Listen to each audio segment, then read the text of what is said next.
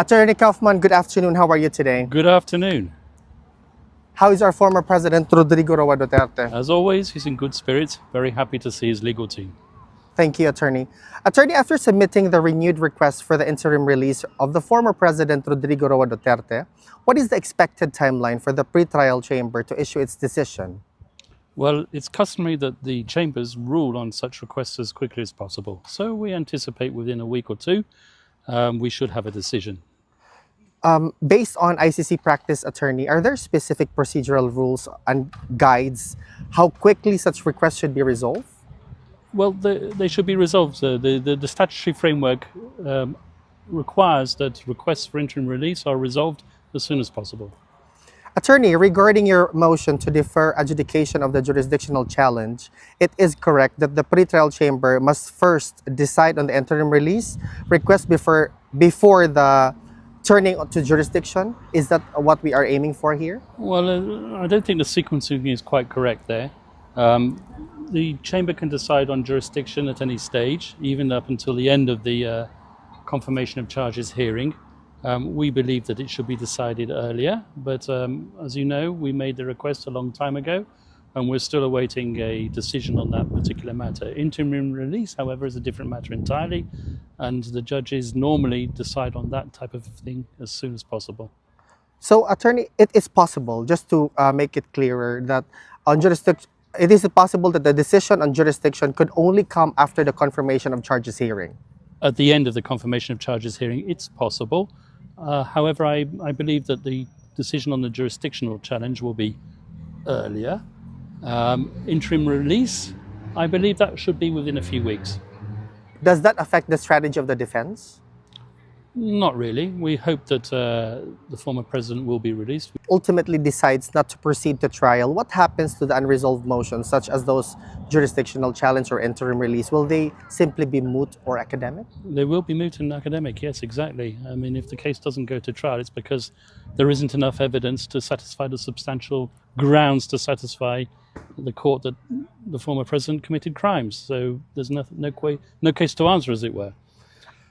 Attorney Kaufman, on a different matter, media reports claim you withdrew the request to disqualify Chief Prosecutor Karim Khan before the appeals chamber. Can you clarify whether this is accurate? No, it's totally false. That's based on an incorrect reading that some reporter, I forget which journal it was, had of something that was published on the website. And like you, Alvin, who didn't unfortunately read the fine details, what was published on the ICC website was an earlier motion that we filed in April, where the prosecutor had notified his supposed lack of conflict of interest. We relied on what's called the presumption of prosecutorial regularity. Didn't feel that there was a need to basically contradict what the former prosecutor had said. I say the former prosecutor, the current prosecutor, but he's currently on self-imposed leave. And then, at the end of June, we were suddenly disclosed the motion that he'd filed on behalf of the victims that he had represented. He'd represented more than 100 victims. The number, the nature of the representation were not known to us in advance. That's why we have reintroduced the request for the disqualification of the prosecutor. Attorney, if the appeals chamber grants your request and Prosecutor Khan is disqualified, what would be the immediate and long-term significance of these developments? Well, immediate and long-term significance won't be too great because effectively, as I've told you just now, he's on self-imposed leave because of the allegations made against him. However, there is an additional aspect to the request to disqualify Karim Khan. We argue that the very fact of his involvement as a victim's representative and subsequently becoming the prosecutor means that the investigation itself against the former president has been contaminated. Okay.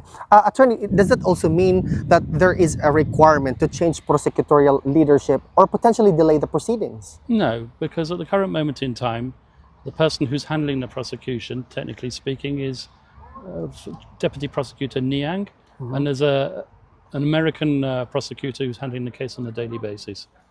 Attorney Kaufman, media outlets have been criticized for inaccurate or negligent reporting on these proceedings, particularly on sensitive matters.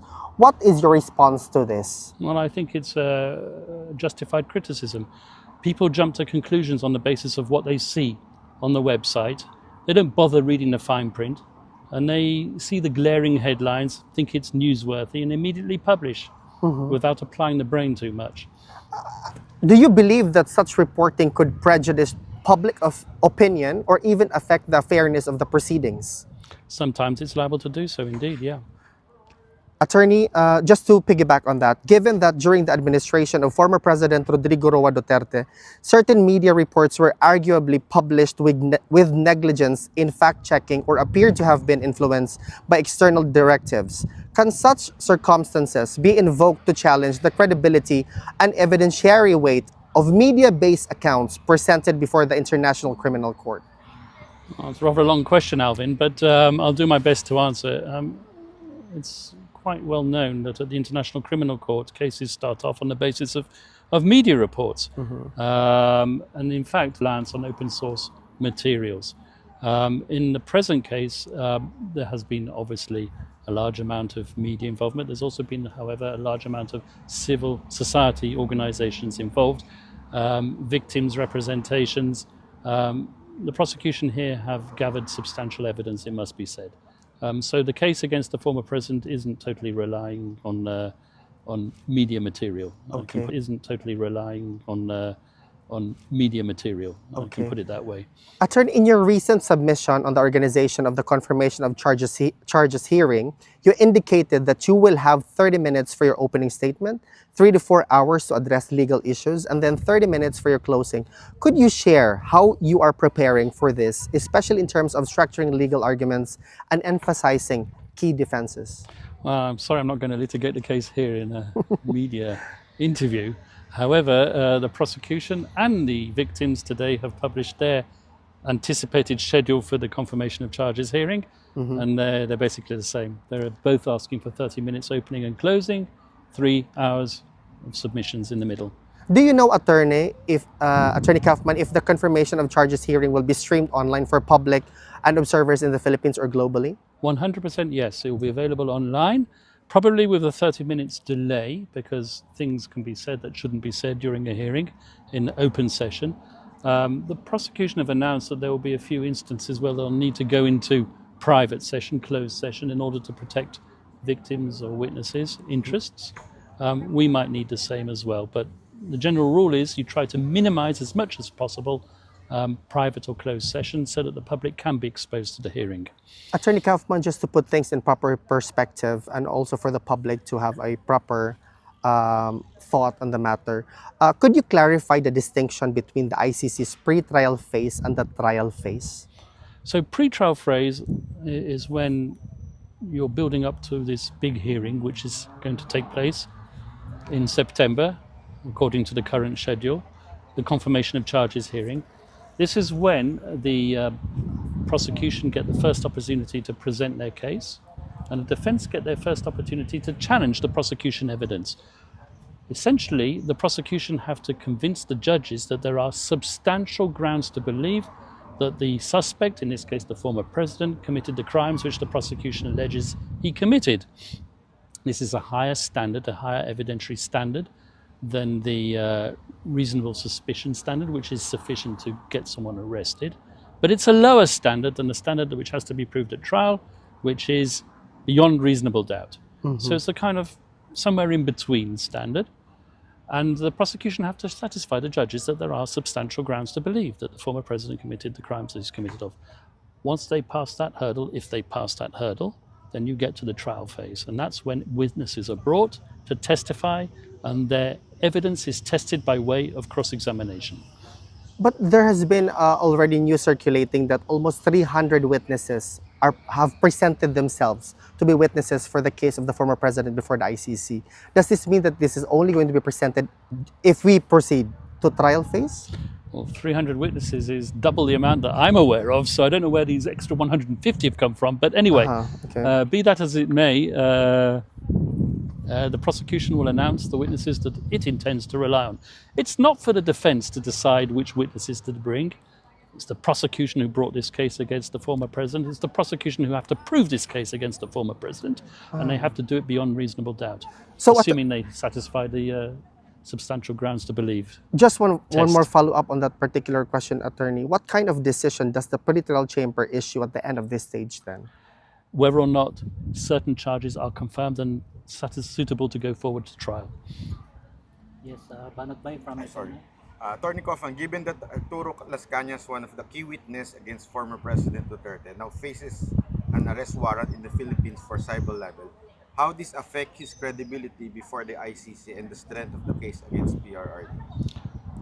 I'm not allowed to comment on evidence. You have to excuse me on that. I can't comment on whether or not Las Cañas is a witness or isn't a witness, and I can't comment on whatever aspect of his evidence might be relevant or not relevant to the proceedings. You have to understand that every interview that I give is being scrutinized by the judges, by the prosecution, by everybody. Correct. So I'm being cautious. Okay. What can we expect for your defense team, led by yourself, of course, during the confirmation of charges hearing? A very strong rebuttal of prosecution evidence. More than that, I'm not going to give you in this interview. Okay. Attorney, this is just something that has already transpired. The presence of the former President Duterte's children in The Hague is a significant development for all of the spectators. How does this demonstrate to the court that he poses no risk of flight or interference? Or is it connected in that sense? I'm not sure how it's connected. I think it's wonderful that they're able to visit their father. I think it would be even more wonderful and amazing if they were able to visit their father when he was released with guarantees to the country he's seeking to be released to. Attorney, finally, what message would you like to send to the millions of Filipinos who continue to closely monitor these proceedings and support former President Duterte? First of all, I would ask all the Filipinos who support the former president to put their faith in the judicial process. Second of all, keep praying for his speedy release with guarantees to the country he requests and for his speedy return to the Philippines. And I have a request from the Philippines administration and government. I'm still waiting to be invited. I want to speak to you people. I want to negotiate the former president's return now to the Philippines. Thank you, Attorney. Thank you. Do you believe Duterte was right to withdraw the Philippines from the ICC? Once again, I'm not going to comment on controversial issues. You're the guy who asked the difficult questions. Sorry. You have to understand, everything I say is being scrutinized. It's not really a question which I need to answer. The simple fact of the matter is he's here now and we have to deal with that. Last one, Attorney. Go ahead. Sir, Attorney Kaufman, how confident are we that the ICC will grant our request for former President Rodrigo Duterte's interim release before the confirmation of charges hearing? Is there a high chance that this will be granted? Personally speaking, I'm always confident. I can only speak for myself. I can't speak for the judges. We have a judicial process. We've done the best we can. We've argued everything possible. We just hope that the judges will agree. Thank you, Attorney Kaufman. Last question, not about this case, okay? Since you have been with the PRRD for a long time, what do you think is the most misunderstood part of PRRD's leadership? The speeches which have been selectively chosen. People can choose speeches which suit their purposes, but the former president made plenty of speeches which don't necessarily support a policy of extrajudicial killing. They don't. Thank you, Attorney He Kaufman. was a person who wasn't shy of using, can we put it, colourful language. But he's probably one of the most popular politicians in the Philippines has ever had. And there's a reason for that. That's Do you correct. think that the media is intentionally doing fake news so that PRRD would be crucified? I think we'll save those comments for court. Okay? All right, thank you. Thank you. Thank you so Thank much, you, Attorney Attorney. Kaufman.